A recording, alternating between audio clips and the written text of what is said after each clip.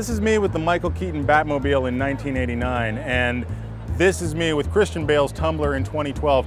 23 years later, the hype has not died down at all. I lined up for an hour then, I'm lining up for an hour now. What is it about Batman? Why do we keep coming back to this character?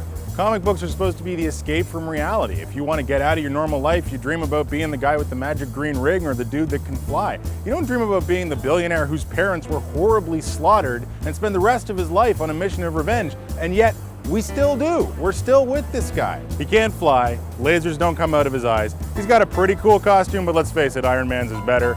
Why does Batman endure? Why does he beat Superman? Why does he beat Wonder Woman? Why does he beat the Avengers? Well, we'll see about that one. The newest Batman movie arrives on July 20th. The Dark Knight rises, and if anything, Batman is just bigger than ever. This has been going on since 1939. What is the deal with this character?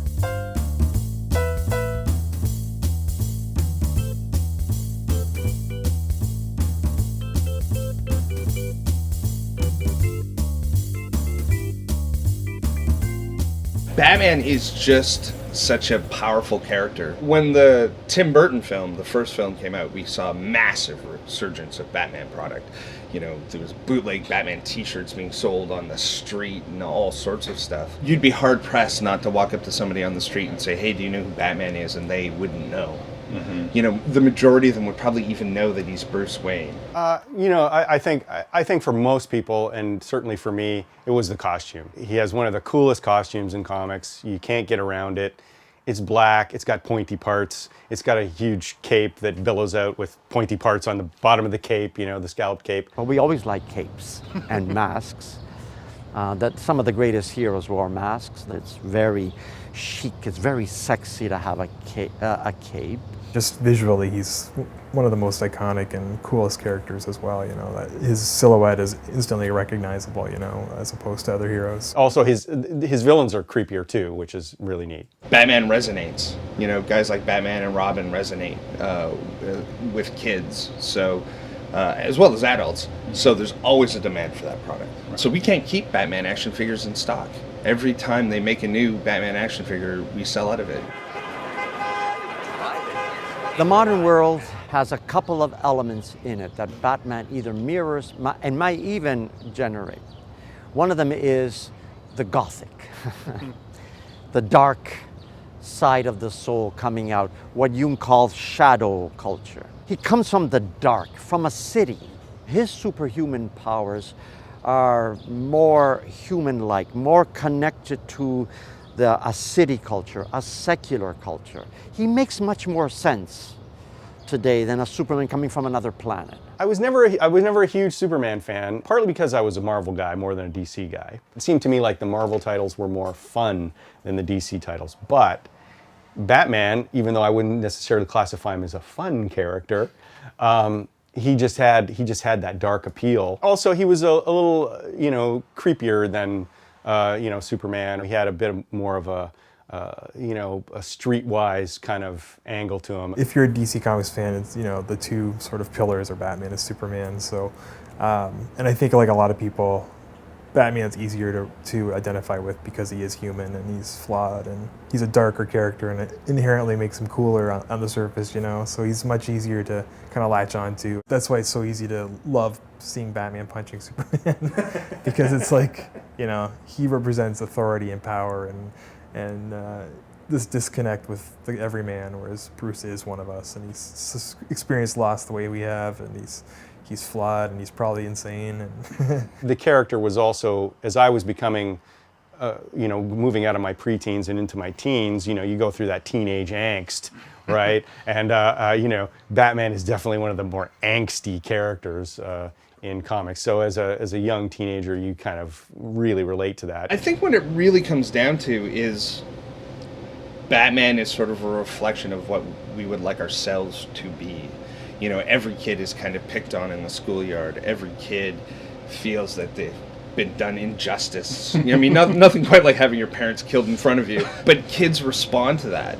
There's a sense that you could be Batman in some way. Wouldn't it be amazing if I had the power to stand up to myself, and then the next phase is to stand up for others? And not just to beat people up, but to do what's right That's something about the character that's a little bit special, because there's not too many characters like that, at least not big popular characters like that. But he's just a dude who said, damn it, I'm going to do something about this. And, luckily he had the millions of the Wayne, fortune to help him pursue that goal. But, that takes a lot of gumption to actually train yourself to be, a living weapon and also a genius detective. It is a modern day saga scripted from the hero mythology of the Greek-Roman tradition. The strong, indestructible hero who must set things aright because we are all cowards, useless, and muck things up,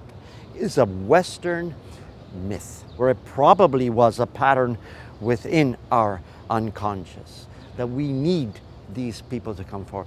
We do need it as a child or as growing up. And it's part of coping with a world that would otherwise be seen as filled with untrustworthy creatures. So this would not work in a world where religion was the dominant mode of government and of living. In a world where it is not, it is a form of religion.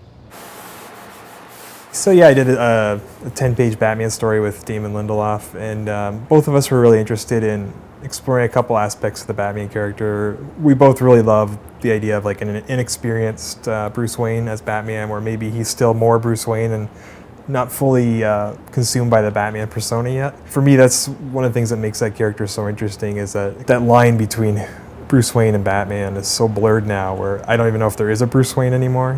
He's become so consumed with his mission of vengeance that he's just become Batman, and Bruce Wayne's just an act, All the Batman films have taken from the comic books, but it all depends on which era you decide to take from. I don't know. I know for Christopher Nolan's depiction specifically, he really was able, it's a character that he was really able to make plausible. Like everything in the Christopher Nolan Batman world could exist, technically, Dark Knight, I think, is my favorite Batman movie. The Joker is the classic, the greatest villain for Batman, and I think it's a terrific clash between the two. So I thought the original, the first one directed by Tim Burton. Yeah.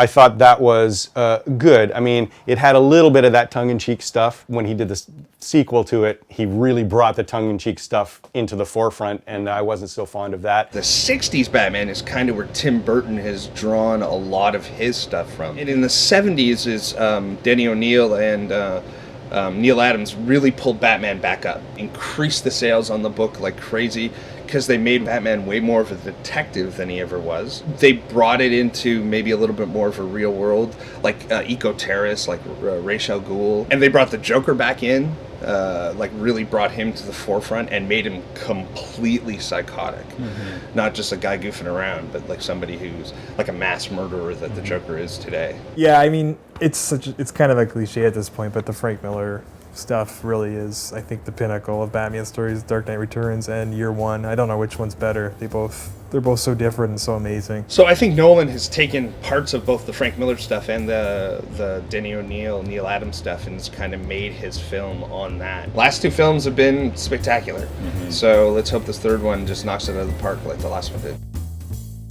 One thing's for sure, Batman's not going anywhere. We can relate to this guy, and yet we kind of aspire to be like him as well. He's got enormous cultural and psychological resonance pretty much for all of us, and he's always going to be popular as a result. Batman's become an institution in his transition from the comic book to the silver screen, and this saga might be ending now, but one thing's for sure, we're going to be seeing him again. He's kind of become like James Bond. Other directors, other actors, other creative teams are going to tackle the property over and over and over again. And I actually think that's a good thing, because it means over time we might see more risks like the kinds that Nolan took played out in different ways over different films over the next who knows how many years. Batman ain't going anywhere, but I am. I'm going to go see The Dark Knight Rises.